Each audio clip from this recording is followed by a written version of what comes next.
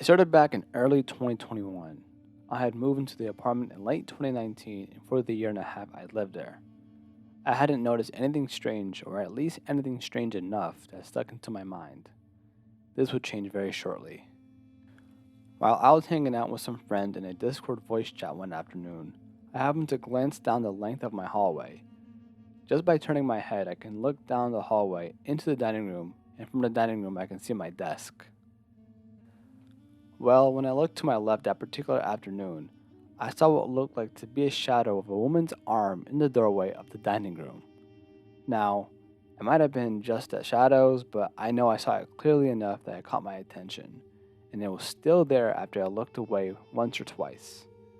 It was clear enough that I was about to tell the Discord chat about it before it finally disappeared and I convinced myself that I hadn't seen anything.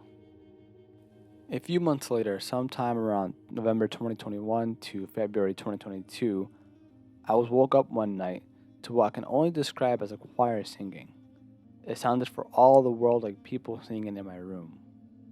Now, there is a church next door, but I've never heard them practice before, and this was like at 3 o'clock in the morning.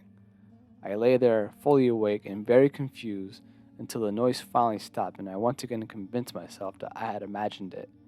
Over a year later, earlier this year, I was sitting on the couch in the living room, playing some solitaire on my phone and preparing to get ready to go to bed. As I'm sitting there, fully awake and aware of all the noises around me, I hear in the silence that followed a young woman or child's voice, clear as day, saying, "Uh oh," from the direction of the dining room. Now, I've heard other people or other people's TVs from the apartments around me before. They all sounded muffled, like quiet. This wasn't, this was clear and loud. A couple weeks after that, I'm in the dining room bent over, grabbing a couple water bottles from the cask in a corner of the room. Catching movement out of the corner of my eye, I watch from between my legs as something, perhaps a lady's skirt maybe, moved from one corner of the room to the other. Again, this isn't me seeing something I thought I saw, then it wasn't there when I went to look. I watched as whatever this was moving across the floor for several seconds. Why I never thought to stand up and turn around, I'll never know.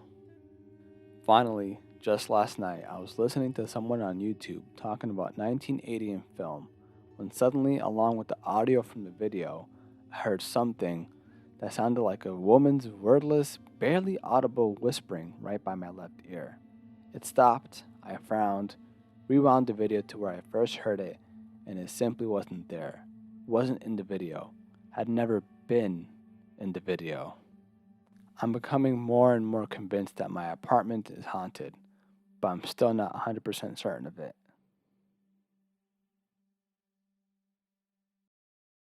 Although I don't live there anymore, my experiences linger in the back of my head. They make me anxious to think about. I believe there was something evil, but maybe I was just curious. I moved in with my fiance when we found out I was pregnant around June of 2020. I worked as a baker for a local coffee shop and often worked between 4 a.m. and 12 p.m. shifts. My fiance worked a lot as well between 6 p.m. and 2 a.m. shifts. I spent a lot of nights alone. I've always been scared of the dark, but this made it a lot worse. September 3:45 a.m. My apartment was on the second floor. The building was an old farmhouse that turned into four small apartments. My fiance and I were the only ones on the second floor, while two older women occupied downstairs. There was a door to the basement where we did our laundry. Everyone always shut the door, and it was heavy enough that if you didn't prop it open, it was shut anyway. I parked out back, away from the road, so I had to walk past the basement door. The hall lights were off, but I had my phone light, so I didn't mind. When I walked past the door, I noticed that it was about 4 inches open. I thought it was weird, but also not my problem. Just as I stepped out the back door, I heard the basement door slam shut. I blamed the wind. December, 3:45 a.m. Ring doorbell kept clicking on and off. Full charge. Kept showing me videos of an empty hall. It stopped when I grabbed the doorknob. Never did it again. On and off, I noticed small things. Footsteps, soft tapping, things being moved around, lights that were on when I swore up and down and turned them off. I blamed everything but what I feared. This last experience is the longest. Afterwards, we turned in our 30-day notice.